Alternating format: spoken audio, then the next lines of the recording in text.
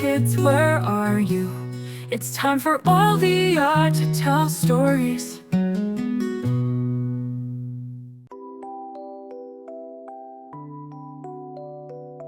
Chapter 1. The Unlikely Engineer.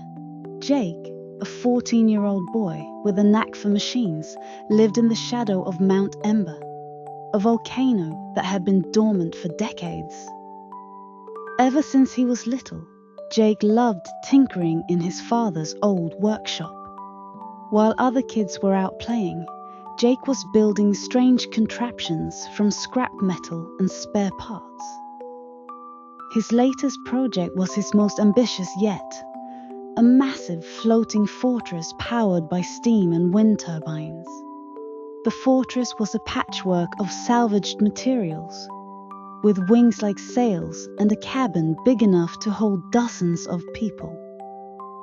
It wasn't perfect. Its engine sputtered, and its controls were clunky, but it was Jake's masterpiece. Chapter 2.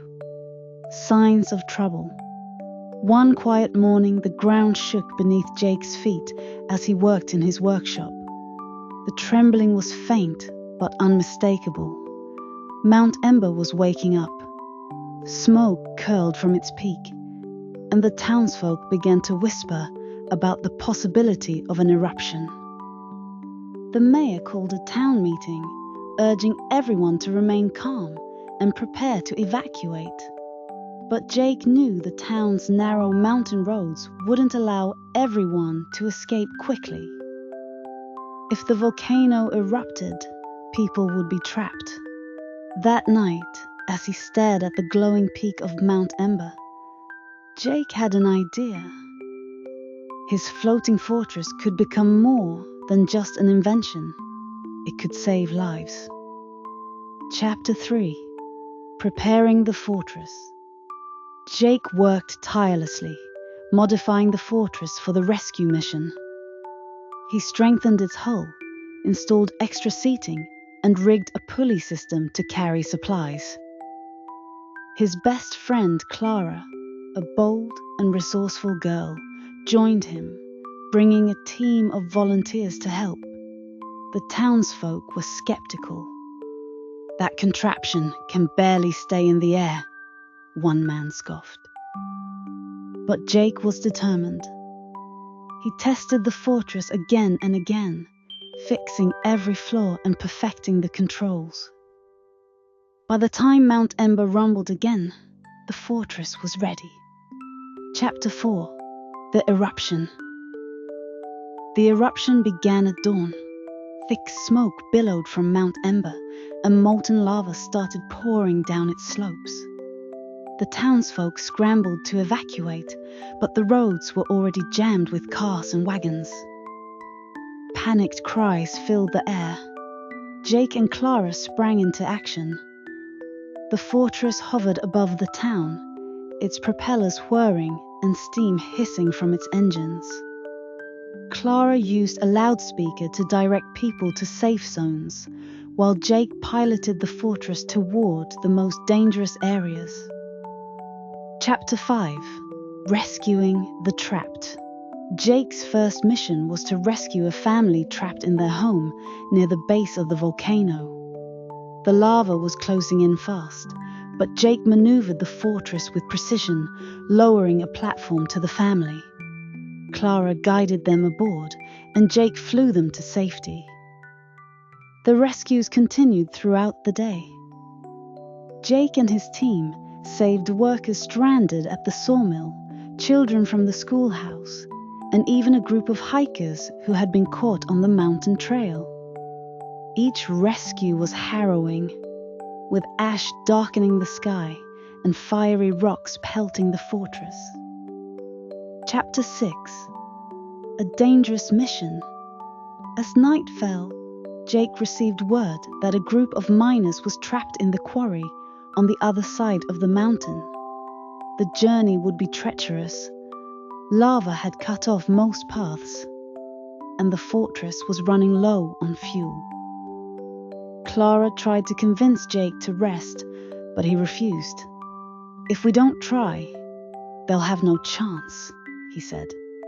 Together, they loaded extra coal into the engine and set off into the darkness. The flight to the quarry was perilous. The air was thick with ash, and visibility was poor.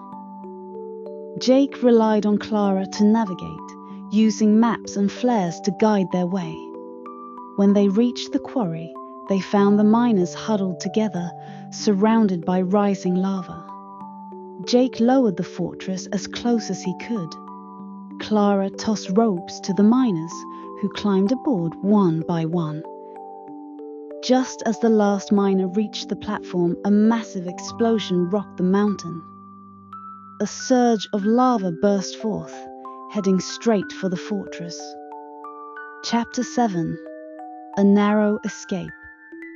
Jake pushed the fortress to its limits, its engines groaning as it climbed higher and faster. The heat from the lava was intense, and the propellers began to falter.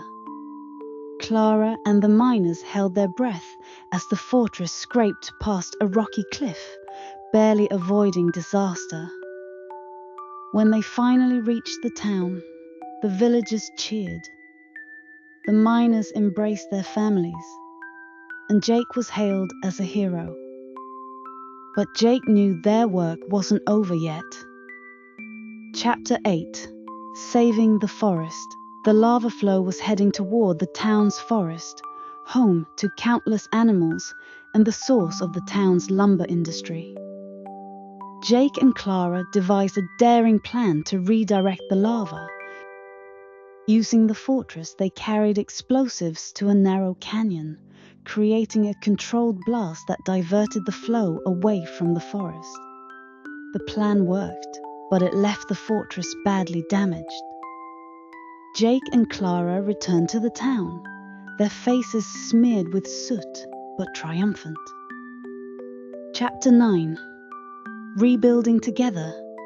When the eruption finally subsided, the town was battered but intact, thanks to Jake's ingenuity and bravery.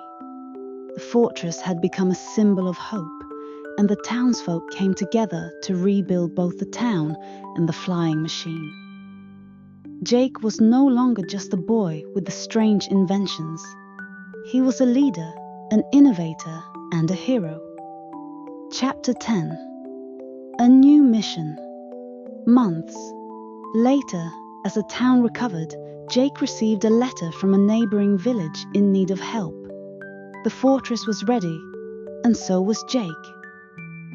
With Clara by his side, he soared into the sky, knowing that the floating fortress would continue to save lives and inspire others.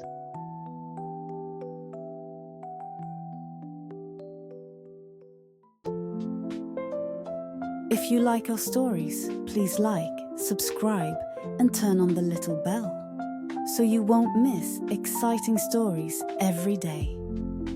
You are also welcome to share it with family and friends to listen to the story together. Love you.